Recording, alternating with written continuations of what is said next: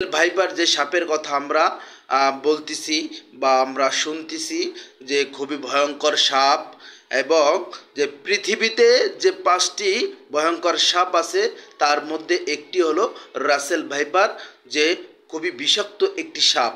কাউকে যদি আঘাত করে তার মৃত্যু হবে। যদি তার মৃত্যু নাও হয়, যদি কোথাও আঘাত করে সেখান থেকে পচন ধরে, আস্তে আস্তে করে তার লাইফটা শেষ হয়ে যায়। এটাই তো নাকি পৃথিবীর ভিতরে 5টি যে সাপ আছে ভয়ঙ্কর সাপ, তার মধ্যে একটি হলো রাসেল ভাইপার সাপ। এটা যদি কাউকে আঘাত করে সে মারা যায়। কিন্তু প্রিয় ভাই ও দোস্ত বুজুর্গ, সর্বপ্রথম আপনাকে কবরের নামাজের হিসাব নেওয়া হবে।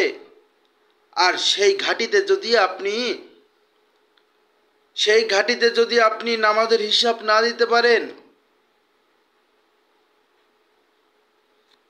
কঠিন থেকে কঠিন আল্লাহ তাআলা আযাব রেখেছেন। তার ভিতরে একটি আযাবের কথা আপনাকে স্মরণ করিয়ে দিতে চাই, যে বলা হয়েছে কবরের মধ্যে সর্বনিম্ন যে সাপটা আছে সে সাপটা আপনাকে সপল মারবে। হাদিসে আসছে ওই সাপ যদি পৃথিবীর বুকে একবার যদি নিঃশ্বাস ছাড়ত, পৃথিবীর বুকে কঠিন কালেও আর কখনোই ঘাস জন্মাতো না, পুরো সারকার হয়ে যেত।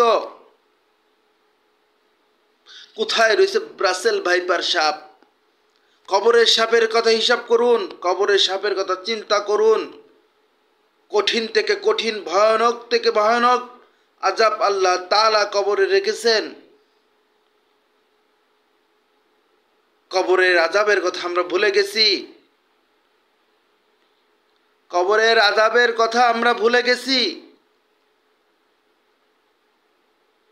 সারা জীবন কিন্তু আমরা দুনিয়াতে থাকবো না। একটি সাপের ভয়ে যদি আপনি ভয় পান, আপনি ঘাবড়িয়ে গেছেন, খুব দুশ্চিন্তায়, আল্লাহ তাআলা দুনিয়াতে অনেক কিছু দেখাচ্ছেন, আরো সামনে দেখাবেন।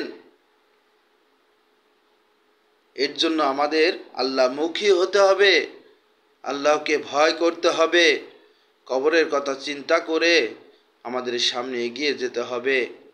যে কয়দিন দুনিয়ায় বেঁচে থাকবো, আল্লাহ তাআলার হুকুম আহকাম যেন আমরা মেনে চলতে